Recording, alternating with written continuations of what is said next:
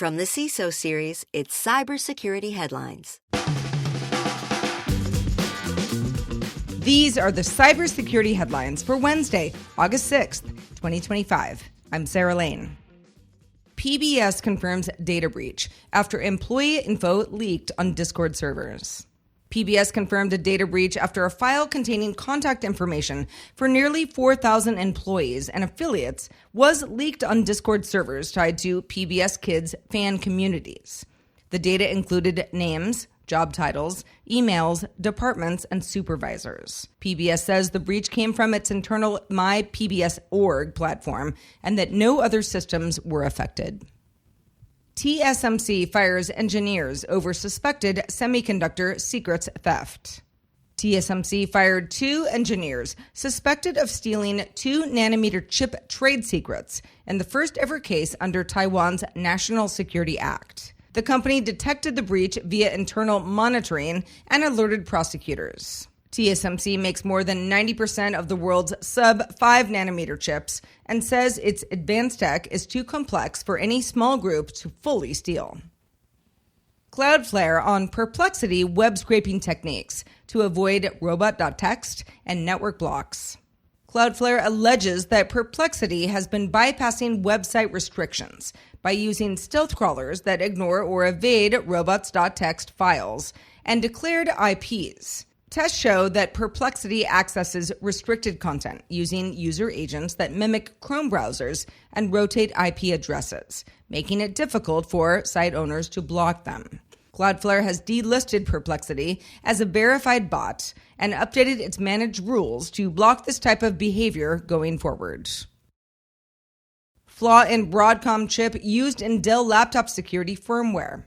Cisco Talos researchers say that a security flaw in Broadcom chips used in more than 100 Dell laptop models could have let attackers steal sensitive data and maintain access even after a clean OS install. The vulnerability is tied to Dell's Control Vault firmware and affected machines common in cybersecurity and government environments. Dell patched the issue earlier this year and published an advisory in June. Huge thanks to our sponsor, ThreatLocker. ThreatLocker is a global leader in zero-trust endpoint security, offering cybersecurity controls to protect businesses from zero-day attacks and ransomware. ThreatLocker operates with a default deny approach to reduce the attack surface and mitigate potential cyber vulnerabilities. To learn more and start your free trial, visit threatlocker.com/CISO. That's threatlocker.com/CISO. IANS study finds lowest cybersecurity budget growth in 5 years. According to a new IANS and Artico report, cybersecurity budgets grew 4% in 2025. That's down from 8% in 2024. Only 47% of CISOs saw budget increases, and team growth dropped to a 4-year low of 7%. Nearly 90% of CISOs say their teams are understaffed due to hiring and budget constraints. Google's Big Sleep finds 20 flaws in open source projects. Google's AI bug hunter called Big Sleep was developed by DeepMind and Project Zero and identified 20 security flaws in popular open source software, including FFmpeg and ImageMagick. Details on the vulnerabilities are still undisclosed pending fixes, but Google says each bug was autonomously discovered and reproduced by the AI with human review before reporting. Cisco.com user accounts breached. Cisco disclosed a data breach after a voice phishing attack tricked an employee, letting a threat actor access a third-party CRM system and steal user data from Cisco.com accounts. Exposed information includes names, email addresses, phone numbers, and account metadata, but no passwords, confidential customer data, or product systems appear to be affected. The breach may be linked to the Shiny Hunters group behind recent Salesforce-related attacks on major brands like Adidas, Chanel, and LVMH. Dutch Caribbean islands respond to cyber attacks on courts, tax departments. Multiple Dutch Caribbean islands, including Curaçao, Aruba, and St. Martin are recovering from a wave of cyber attacks targeting government services. Curaçao's tax office suffered a ransomware attack on July 24th, disrupting operations for weeks. The Joint Court of Justice, serving multiple islands, was also hit, losing email access and facing shutdowns.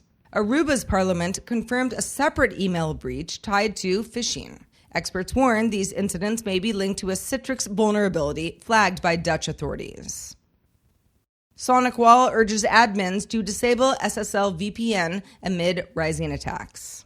SonicWall is urging customers to disable SSL VPN services on Gen 7 firewalls amid reports that ransomware gangs like Akira are exploiting a likely zero-day vulnerability. Researchers from Arctic Wolf and Huntress say that attackers are bypassing MFA and gaining domain controller access within hours of intrusion. SonicWall hasn't officially confirmed the flaw, but this follows a separate recent warning to patch SMA 100 appliances against a critical RCE vulnerability. David Spark is at Black Hat all week and will share his annual roundup on DTNS Live this coming Friday. Check it out wherever you get your podcasts and find out more at dailytechnewsshow.com. If you can join us live, even better. That happens Friday at 4 p.m. Eastern Time. More information on that at dailytechnewsshow.com/live. If you have thoughts on today's news or about the show in general, be sure to reach out to us at feedback@cisoseries.com. We would love to hear your thoughts. I'm Sarah Lane reporting for the CISO Series. Thank you so much for listening, and we'll talk to you tomorrow. Cybersecurity headlines are available every weekday. Head to CISOseries.com for the full stories behind the headlines.